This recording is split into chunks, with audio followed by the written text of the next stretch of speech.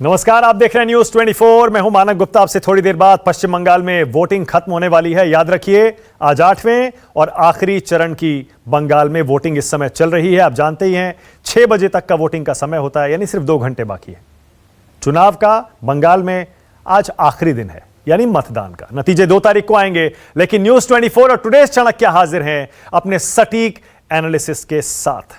बंगाल में आप जानते ही हैं 84 लाख से ज्यादा मतदाता आज आखिरी दौर में 35 सीटों पर अपने वोट डाल रहे हैं। आखिरी चरण में दोपहर 3 बजे तक 68% वोटिंग हो चुकी है। सबसे ज्यादा 74% वोटिंग बीरभूम जिले में हुई है। इसके अलावा मुर्शिदाबाद में 71%, कोलकाता उत्तर में 52% और मालदा में 71%, यानी 71% वोटिंग हो चुकी है। अब से थोड़ी देर में यह तय हो जाएगा कि आखिर बंगाल में काबिज कौन होने जा रहा है, यानी इलेक्ट्रॉनिक वोटिंग मशीनों में जनादेश बंद हो जाएगा। ईवीएम खुलेगी 2 तारीख को, संडे को, लेकिन उससे पहले न्यूज 24 टुडेज चाणक्य आपको एक झलक दे देगा, एक तस्वीर दिखा देगा कि जो मतदान से इशारा मिल रहा है वो क्या कहता है। इसीलिए न्यूज 24 और टुडेज चाणक्य एक बार फिर हाजिर है आपके सामने अपने सबसे सटीक एनालिसिस के साथ। आज बंगाल में वोटिंग का आखिरी दिन है और आज आपको सारे के सारे एग्जिट पोल भी 6 बजे के बाद अलग अलग टीवी चैनलों पर दिखने शुरू हो जाएंगे। लेकिन आपको कहीं जाने की जरूरत नहीं है, क्योंकि न्यूज 24 आपको महा एग्जिट पोल भी दिखाएगा, यानी अलग अलग एजेंसियों द्वारा किया गया एग्जिट पोल आपको हमारी स्क्रीन पर मिल जाएगा, महा एग्जिट पोल। और साथ ही आप देखेंगे न्यूज 24 और टुडेज चाणक्य का सबसे सटीक विश्लेषण। अब ममता दीदी की किस्मत भी आज ईवीएम में कैद हो जाएगी। ममता तीसरी बार सत्ता में आएंगी या पूरी ताकत से सियासी मैदान में उतरी बीजेपी उन्हें उखाड़ फेंकेगी, ये 2 मई को पता चलेगा। लेकिन हम आपको बंगाल की वोटिंग आज खत्म होते ही एक झलक दिखा देंगे नतीजों की, जैसा हर बार करते हैं। अब न्यूज 24 टुडेज चाणक्य सबसे सटीक एनालिसिस करेगा और जो बाकी पोलिंग एजेंसियां एग्जिट पोल कर रही हैं वो भी हम आपको अपने महा एग्जिट पोल में न्यूज 24 पर दिखा देंगे। बंगाल के साथ साथ 3 बड़े राज्य हैं जहां चुनाव हुए हैं। तमिलनाडु है, केरल है, असम है, पुदुचेरी भी है। वहां के मतदान के बाद क्या इशारा मिलता है, एग्जिट पोल क्या कहते हैं, न्यूज 24 आपको बताएगा। अब वोटिंग खत्म होने में अभी थोड़ा सा समय बाकी है, लेकिन हम तैयार हैं। जैसे ही आंकड़े आएंगे न्यूज 24 की स्क्रीन पर, ये जो 00 है इसमें आपको धीरे धीरे आंकड़े भरते हुए दिखाई देंगे। अलग अलग एजेंसियों का एग्जिट पोल भी हम आपको दिखाएंगे और न्यूज 24 टुडेज चाणक्य का एनालिसिस भी। इसमें मेरी मदद करेंगे सीनियर जर्नलिस्ट और पॉलिटिकल एनालिस्ट कुर्बान अली साहब, professor Badri Narayan political analyst हैं, professor Vishal Mishra professor Delhi university और रस बिहारी सीनियर जर्नलिस्ट। साथ ही मेरे सहयोगी राजीव रंजन, जो कि बंगाल में चप्पा चप्पा छानने के बाद, अलग अलग इलाकों में घूमने के बाद, लोगों से बात करने के बाद वहां की जनता की नब्ज कितनी पकड़ पाए हैं वो भी आपको बताएंगे। लेकिन फिलहाल शुरू करता हूं। कुर्बान अली साहब सुन पा रहे हैं मुझे? आपके पास आ रहा हूं सबसे पहले। कुर्बान अली साहब, आपको क्या लग रहा है, आपका मन क्या कहता है, आपकी समझ क्या कहती है, बंगाल में क्या होने जा रहा है?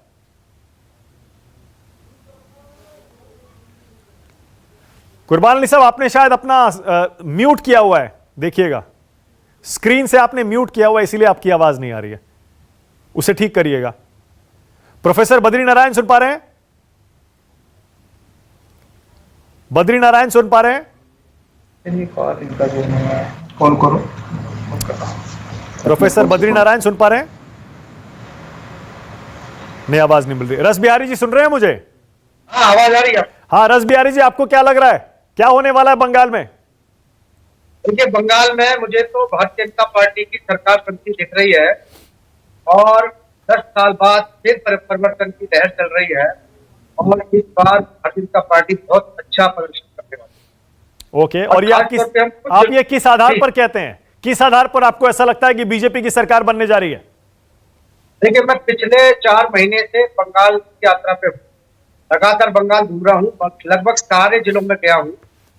और वहां जाके मैंने जो लोगों से बातचीत की तो पाया, देखिए ये बात सही है कि बंगाल में ममता का अपना असर है और भारतीय जनता पार्टी का असर उससे ज्यादा बढ़ गया। हम्म। अगर हम 2016 के चुनाव की बात करें कि जहाँ जहाँ भारतीय जनता पार्टी को 10% वोट थे और 3 सीटें जीते थे, लेकिन इन 5 सालों में बहुत बड़ा बदलाव। सबसे बड़ा बदलाव जो है ना, ममता बनर्जी की जो छवि है वो अपनी जगह है, लेकिन हम जहां भी गए, जिस इलाके में गए, जहां से हमने बात की, वहां हमने ये देखा कि ममता बनर्जी के जो स्थानीय दादा हैं, जिनको लोग वहां के गुंडे बोलते हैं, कि तृणमूल के गुंडे, उन्होंने हमारा जीवन आपकी आवाज में दिक्कत आ रही है, एक सेकंड रुकिएगा राज बिहारी जी, एक सेकंड रुकिएगा, आपकी आवाज में दिक्कत आ रही है, उसे ठीक करा रहा हूं। कुर्बान अली साहब सुन पा रहे हैं? नहीं, आपकी आवाज कुर्बान अली साहब नहीं आ रही है, कुछ दिक्कत है, उसे ठीक करा रहा हूं। प्रोफेसर विशाल मिश्रा सुन पा रहे हैं प्रोफेसर साहब? हाँ जी, हाँ जी, हाँ जी, नमस्कार। ओके प्रोफेसर साहब, 4 राज्य और 1 यूनियन टेरिटरी, मैं सब पे आपका चाह रहा हूं, आपको क्या लग रहा है कौन जीत रहा है? पहले बंगाल के बारे में बताइएगा। देखिए मानक जी, सबके लिए बंगाल एक बहुत ही कौतूहल का विषय बना हुआ है, इसमें कोई दो राय नहीं, और बनना भी चाहिए। जहाँ तक मेरी अपनी समझ है, जहाँ तक मेरी अपनी जो अंडरस्टैंडिंग बनी है इस बार के बंगाल के चुनाव को लेकर खास तौर से, तो मुझे ये कहने में कोई दो राय नहीं है कि Bharatiya Janata party will come into the power.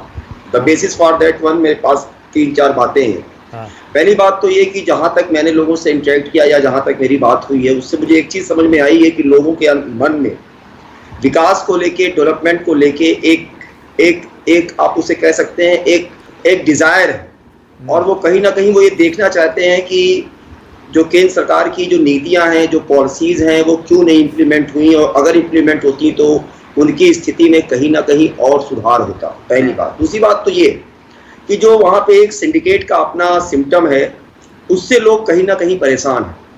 और तीसरी बात मैं यहाँ पे कहना चाहूँगा कि पिछले कुछ दिनों के दौरान जिस तरीके से वहाँ पे क्रिमिनलाइजेशन ऑफ पॉलिटिक्स हुआ है, जिस तरीके से खास तौर से पिछले 7-8 महीने के दौरान जिस तरीके से लगातार राजनीतिक हत्याएं हुई हैं और उसके ऊपर से आरोप प्रत्यारोप का दौर चला है, चार्जशीट भी लोगों के लिए नहीं फाइल हुई, तो उससे लोगों के मन में कहीं ना कहीं इस चीज़ का वातावरण बना है कि मतलब आम आदमी के साथ क्या हो रहा है, ये क्यों मतलब लोग सुरक्षित नहीं, इस प्रकार का माहौल क्यों।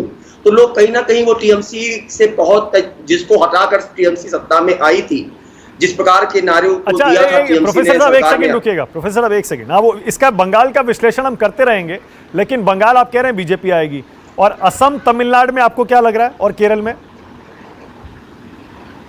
हेलो, सुन पा रहे हैं प्रोफेसर विशाल मिश्रा? हाँ हाँ हाँ हाँ, सुन पा रहा हूं। मैं कह रहा हूं बंगाल का विश्लेषण करते रहेंगे, आपके हिसाब से असम में कौन आ रहा है? आसाम में भी हमको लग रहा है कि एनडीए की गवर्नमेंट बनेगी। अच्छा, और तमिलनाडु और केरल में?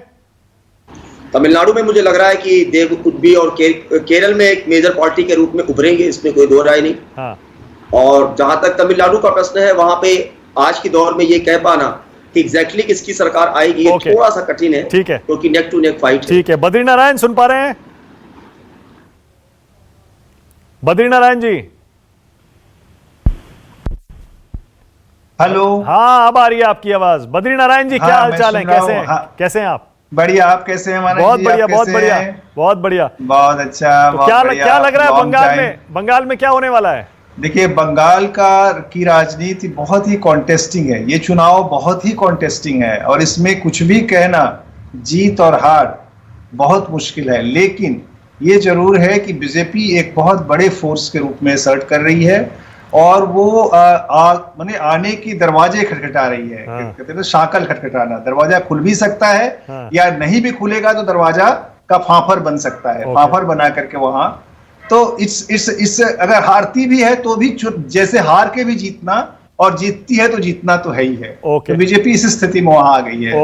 ओके। अच्छा, आपको क्या लग रहा है एग्जिट पोल, आप आज क्या कहेंगे, किसको जिताएंगे एग्जिट पोल? जो नतीजा आएगा वो अलग है, एग्जिट पोल क्या कहेंगे आज? हाँ, देखिए, एग्जिट पोल का तो अभी तक तो टीएमसी को ये लोग बड़ा दे रहे थे, और बीजेपी को मान रहे थे कि बड़ी पार्टी के रूप में रहेगी, और लेकिन उल्टा भी हो सकता है। यानी ये हो सकता है कि बीजेपी उभर के आ जाए और यानी मैं कह रहा हूं कि ये बहुत ही मुश्किल इलेक्शन प्रिडिक्शन है इस बार का बंगाल का, जो ऊपर से बहुत सहज दिखता है लेकिन सहज है नहीं। यानी आप कह रहे हैं एग्जिट पोल करने वाली जितनी एजेंसियां हैं वो बड़ा रिस्क लेकर आज अपना प्रिडिक्शन करेंगी। हाँ, उनका भी टेस्ट है, उनका भी टेस्ट है। अच्छा, उनका भी टेस्ट है। अच्छा, कुर्बान अली साहब सुन पा रहे हैं? जी बिल्कुल मानक जी, सुन पा रहे हैं आपकी कड़क आवाज। बहुत बढ़िया, आपकी भी एकदम करारी आवाज मुझे सुनने को मिल रही है बहुत दिन बाद। क्या हाल चाल है, कैसे हैं कुर्बान अली साहब? बिल्कुल, इस कोरोना क्राइसिस में जितने बेहतर हो सकते हैं उतने हैं। बिल्कुल सही, अब आपने दुखती रग पे हाथ रख दिया सबकी। जी। आपकी अंडरस्टैंडिंग क्या कह रही है कुर्बान अली साहब, क्या होने वाला है बंगाल में? देखिए, मैं बंगाल गया तो नहीं हूँ, लेकिन जो खबरें मिल रही हैं और जो बातचीत होती रही है हमारे वहाँ लोकल जर्नलिस्ट से, पॉलिटिकल ऑब्जर्वर से, मुझे तो लगता है कि वहाँ ममता बनर्जी काफ़ी बहुमत के साथ जीतने वाली है। और मज़ेदार बात यह कि जो बीजेपी के सांसद हैं 3 दिन पहले, एमजे अकबर साहब, उन्होंने अपना एक लेख में ये कहा है कि बीजेपी 100 से ज़्यादा सीटें नहीं जीतने वाली है।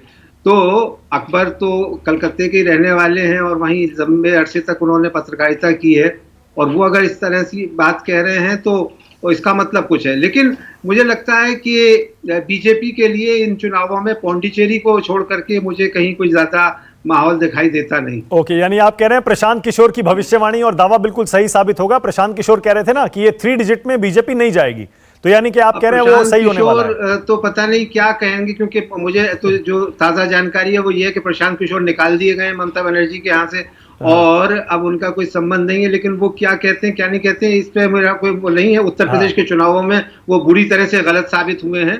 तो प्रशांत किशोर कोई मानक नहीं है पूरे देश के लिए कि साहब वो जो कहें वही अंतिम सच है। लेकिन खैर, इंडिकेशन तो अभी 2 घंटे बाद आपके इस एग्जिट पोल में आ ही जाएगा। हाँ, अच्छा, एग्जिट पोल क्या कहेंगे आज कुर्बान अली साहब? एग्जिट पोल आपके हिसाब से क्या सही तस्वीर दिखाएंगे या गलत होने जा रहे हैं?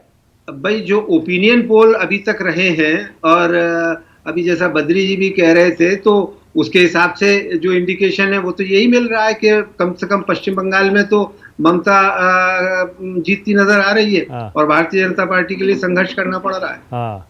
नहीं, मैं दरअसल आपने इतने चुनाव देखे कुर्बान अली साहब, इसीलिए मैं आपके अनुभव से ये पूछ रहा हूं कि आपको क्या अंदर से ये एक फीलिंग आ रही है कि एक बार फिर से एग्जिट पोल गलत प्रेडिक्शन करने जा रहे हैं? जैसे ओपिनियन पोल में उन्होंने ज्यादातर ने कहा कि ममता आगे रहेंगी, और इस बीच जो चुनाव प्रचार है वो पूरा निकल गया 8 दौर का। आपको लगता है एग्जिट पोल इस बार गलत प्रेडिक्शन करने जा रहे हैं? नहीं, अभी तो एग्जिट पोल आने दीजिए हुजूरे वाला। एग्जिट पोल आ जाए, उसके बाद में फैसला करेंगे कि ये गलत होंगे या सही होंगे। अभी तो बानगी हमारे सामने नहीं है, तो कुछ कहना मुश्किल है। अभी तो ओपिनियन पोल के हिसाब से ही हम कह रहे हैं कि ओपिनियन पोल जो कह रहे हैं उसमें मुझे ये सच्चाई लगती है कि बंगाल में बीजेपी कुछ 100 से ऊपर नहीं जा नहीं पाएगी। ओके, 100 से ऊपर। बद्री नारायण जी, आपको भी यही लग रहा है 100 से ऊपर नहीं जाएगी बीजेपी बंगाल में? नहीं, मेरा अलग है। मेरा कुर्बान जी की हेलो। हाँ, बोलिए। हाँ, मेरा मानना है मानक जी की बहुत क्लोज कॉन्टेस्ट है। हाँ। और जीत हार बहुत कम सीटों से होगी, जिसकी भी होनी है। हाँ। तो ये बहुत क्लोज कॉन्टेस्ट की लड़ाई है मेरे लिए, मेरे अनुसार। और इस लड़ाई में जो भी जीतेगा बहुत क्लोज और बहुत ही क्लोज फाइट से। बहुत बढ़िया। अब देखिए, 3-4 लोगों की इस पैनल में मैंने अभी तक राय ली है और चारों की राय एकदम अलग अलग है। हालांकि देखिए, कुर्बान अली साहब कह रहे हैं टीएमसी आ रही है, आराम से आ रही है, बीजेपी 100 भी नहीं जीतेगी। बद्री नारायण जी कह रहे हैं बहुत क्लोज मुकाबला है, कोई भी जीत सकता है। विशाल मिश्रा, प्रोफेसर विशाल मिश्रा बीजेपी और आरएसएस के समर्थक रहे हैं, उनका यह मानना है कि बीजेपी आराम से जीत जाएगी। और रस बिहारी जी, आपका क्या कहना है, एक बार फिर से बता दीजिए। रस बिहारी जी, राजीव रंजन भी आ गए, ग्राउंड पर भी ले चलूंगा। रस बिहारी जी बोलिए। देखिए, मैं बाकी राज्यों के बारे में ज्यादा जानकारी नहीं दे पाऊंगा। हाँ। क्योंकि मैं पिछले 4 महीने से मैं 6 साल से बंगाल पे ही काम कर रहा हूँ। हाँ। और मेरा स्पष्ट कहना है कि पश्चिम बंगाल में भारतीय जनता पार्टी की सरकार बन रही है। ओके, यानी और वहां पर ममता बनर्जी को जबरदस्त झटका लगने वाला है। इसके साथ ही लेफ्ट मोर्चा और कांग्रेस का जो संयुक्त मोर्चा है, इसको भी वहां पर करारा झटका लगने वाला है। क्योंकि पश्चिम बंगाल में आज पूरी तरह से परिवर्तन की लहर चल रही है। मैं आज ही बीरभूम से लौट के आया हूँ। कुछ कारणों से लौटना पड़ा, क्योंकि वहां जिस तरह से कोरोना फैल रहा है, खासतौर पे कलकत्ता में, तो सारे लोग चिंता कर रहे थे, इसलिए मैं लौट के आया हूँ। कल मैं वीरभूमि में ही था। हाँ। और उससे पहले जिस दिन मुर्शिदाबाद की 9 सीटों का चुनाव था, मैं मुर्शिदाबाद में था। अगर हम मुर्शिदाबाद की बात करें, जो मुस्लिम बहुल्य सीटें हैं वहां पर, जहाँ सबसे ज्यादा मुस्लिम सीटें हैं, वहां पर भी भारतीय जनता पार्टी इस बार अच्छा करने वाली है। हाँ। अगर हम 22 सीट में बात करें तो 3-4 सीटें वहां से, 22 सीट में से 3-4 सीटें बीजेपी बड़ी आसानी से जीत रही है। और अगर हम बाकी जिलों की बात करें, हाँ। अगर देखिए वहां पर 23 जिले हैं, अगर हम 23 जिलों में बात करें, खासतौर पे वीरभूम, मुर्शिदाबाद अगर छोड़ दें, क्योंकि भारतीय जनता पार्टी 22 में से ज्यादा सीटें नहीं जीत रही है, लेकिन हुगली है, कोलकाता है, मालदा है, उत्तर दिनाजपुर है, हाँ। पूर्व बर्धमान है, पश्चिम बर्धमान है, हावड़ा है, हाँ। कूच बिहार है, नदिया है, नॉर्थ 24 परगना, साउथ 24 परगना, इन जिलों में बीजेपी बहुत अच्छा प्रदर्शन करने वाली है। ओके, तो कोई सीटों का भी रास बिहारी जी, कोई सीटों का भी अंदाजा दीजिए, कितनी सीटें बीजेपी जीतेगी? देखिए, मैंने अभी जो है 230 सीट का, क्योंकि आज जो चुनाव चल रहे हैं या जो पिछला जो चुनाव हुआ है वहां का मैंने अभी आकलन नहीं लिख लिया है। हाँ। लेकिन अगर हम वीरभूम जिले की बात करें, वहाँ 11 सीटें हैं। हाँ। तो 11 में से 6 सीट बीजेपी जीत सकती है। और मुर्शिदाबाद जिले में 22 में से 3 सीट बीजेपी को मिलती मुझे दिख रही हैं। उसी तरह हुगली जिले में 18 सीटें हैं। वहां पर देखिए, हुगली जिले में सबसे अच्छा शानदार प्रदर्शन कर रही है बीजेपी। वहां 18 में से 17 सीट बीजेपी की झोली में जाती दिख रही है। हाँ। इसी तरह मुझे टोटल बताइए रास बिहारी जी, मुझे टोटल बताइएगा, टोटल आपकी फिगर क्या आ रही है? टोटल मानना है कि बीजेपी 170 से ज्यादा सीटें वहां जीतेगी। अरे बहुत बढ़िया, 170 सीटें, 170 तो मतलब राजीव रंजन 170 का प्रिडिक्शन। रास बिहारी सीनियर जर्नलिस्ट हैं और कह रहे हैं बंगाल घूम के आया हूं, 170 बीजेपी जीत रही है। मतलब ये तो प्रचंड बहुमत हो जाएगा बंगाल के लिहाज से। राजीव रंजन, आपकी समझ क्या कह रही है राजीव? क्योंकि आपने तो सारी सीटें घूमी हैं, सारे जिले घूमे हैं। एक, आज एग्जिट पोल का दिन है, आपकी समझ क्या कह रही है? और दूसरा, कौन सा मुद्दा चल रहा है राजीव?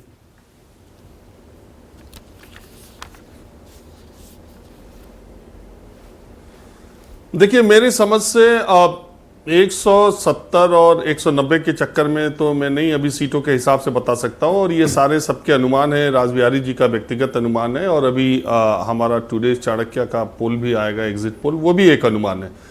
मेरा भी अपना एक अनुमान है कि इस बार का जो इलेक्शन है बंगाल में, वो इतनी टफ फाइट हुई है। अगर आप इलाकों के हिसाब से देखें तो बॉर्डरिंग जो इलाका है, जो झारखंड से सटा हुआ है या जो बांग्लादेश से बॉर्डर सटा हुआ, उन इलाकों में भारतीय जनता पार्टी ने अप्रत्याशित रूप से अच्छा किया है। मैं हमेशा एक बात कहते रहा हूं कि पश्चिम बंगाल के चुनाव में मुझे भारतीय जनता पार्टी बहुत अच्छा चुनाव, बहुत कड़ा चुनाव लड़ती हुई दिखाई दी है। लेकिन बहुत असली एक बात उसके साथ साथ ये है कि बहुत अच्छा हुआ लड़ती तो दिखाई देती है, लेकिन बहुत अच्छा हुआ जीतती हुई बहुत कम जगह दिखाई दी है। तो ऐसे मुझे लगता है कि भारतीय जनता पार्टी चूंकि 3 सीटों की पार्टी है, और जितना अच्छा प्रदर्शन, या आप कहीं भी जाएं, किसी भी स्टेट में जाएं, 294 सीटों पर भारतीय जनता पार्टी की उपस्थिति दिखाई दी है, और उसके वोटर भी वोकल रहे, वो बोलते रहे। दूसरी बात है कि बंगाल में भी, बंगालीज के अंदर भी एक बहुत बड़ी जनसंख्या है जो साइलेंट वोटर जिसको कहते हैं। वो साइलेंट तो वोटर नहीं है, वो आपके सामने माइक पे नहीं बोलना चाहते हैं, लेकिन अगर आप ऐसे ऑफ द कैमरा उनको बात कीजिए तो वो परिवर्तन के पक्ष में बात कर रहे थे। एससी वोटर्स जो है, एसटी वोटर्स जो है, हिंदी भाषा भाषी जो है, वो सारे के सारों ने बीजेपी को वोट दिया। मैं कहता हूं कि 90% से ज्यादा मतुआ समाज के लोग, एसटी जो है वो 90% से ज्यादा, हिंदी भाषा भाषी 90% से ज्यादा, इन सारे लोगों ने भारतीय जनता पार्टी को दिया। एक बड़ा वोट बैंक है। बावजूद इसके पूरे के पूरे 90% या 95% से ज्यादा माइनॉरिटी वोट्स इस बार टीएमसी को एक मुश्त पड़े, इसमें भी कोई दो राय नहीं।